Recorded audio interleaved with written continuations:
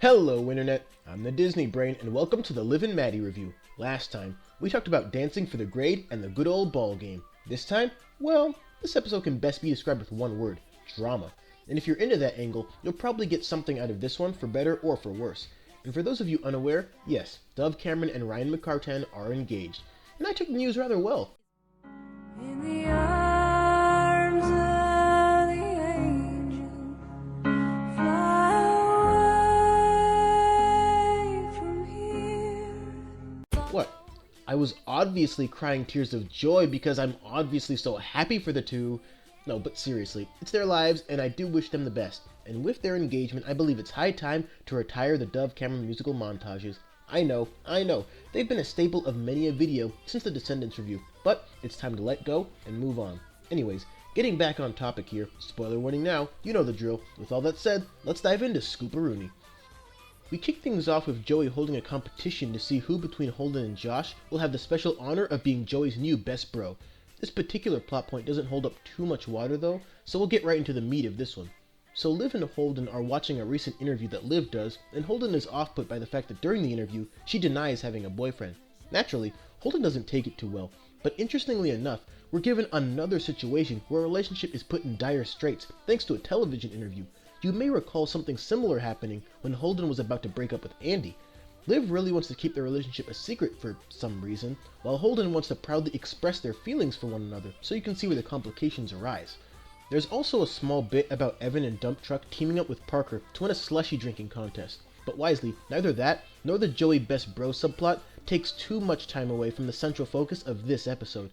So things get even more complicated when the reporter that did Liv's interview thinks Maddie is actually Liv when she sees Josh with Maddie without her glasses on. Yeah, kind of the most standard way to set up an issue amongst twins, but it actually works here for several reasons.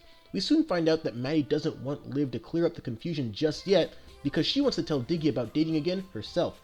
But Liv not clearing it up breaks a promise she made to Holden, who really wants this misunderstanding cleared up. This leads to the most powerful scene in the episode, and maybe one of the purest, most raw moments in the show to date. If you haven't seen this episode yet and you like this show, you're gonna want to experience this one firsthand. Holden delivers a potent acting moment of pure sorrow and agony over everything that's been recently transpiring. He's not complaining or being unreasonable, he just wants this relationship to matter to Liv as much as it seems to matter to him. Holden has established himself as a very well put together kid, and to see him hit a breaking point where he just couldn't stand idly by anymore was devastating. And depending on who you are, that might not even be the most interesting thing that happened this episode. After bringing Liv to Goofy Gary's to help cheer her up, Parker, Dump Truck, and Evan win the Slurpee contest because Evan is superhuman, I guess, but more importantly, a familiar face appears near the end of the episode. Who is this person? That much should be obvious. And his name is John Stamos! Everywhere you look, there's a heart, a hand to hold on. How great would that be? But no, it's just this guy. As I anticipated in the last review, Diggy returned from Australia early, setting up the next episode as the one where the girl has to awkwardly choose between the guy that left her for a time and the guy that made her feel better while they were apart. Sound familiar?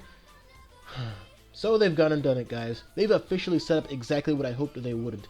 Now, they can still make a good episode out of it if they tread carefully, but the idea behind it all is already setting them back a bit.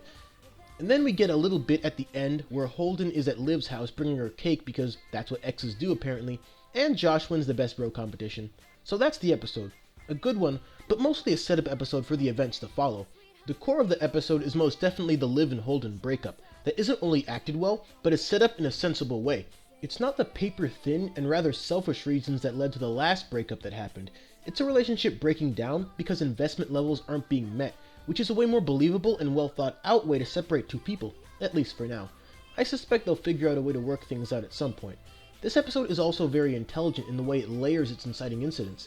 The mix-up issue with Josh and Maddie leads to a potential problem with Diggy finding out through the internet, which in turn leads to Holden feeling a little unimportant in Liv's life, which of course leads to their breakup and Diggy's eventual return.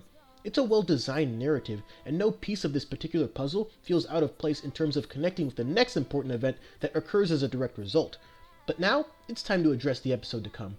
If you pretty much know how things are going to play out because of certain casting decisions that have already been made, try and resist the urge to spoil it for those actually invested in this horrifying trend of ship warfare.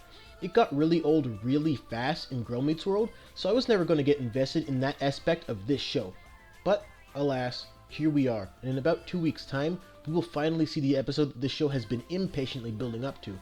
I'm not going to lie to you guys, I don't have a lot of faith in how good this coming episode will be, but I will try to go in with an open mind and critique it as fairly as possible, because this show, and more importantly all of you, deserve that from me.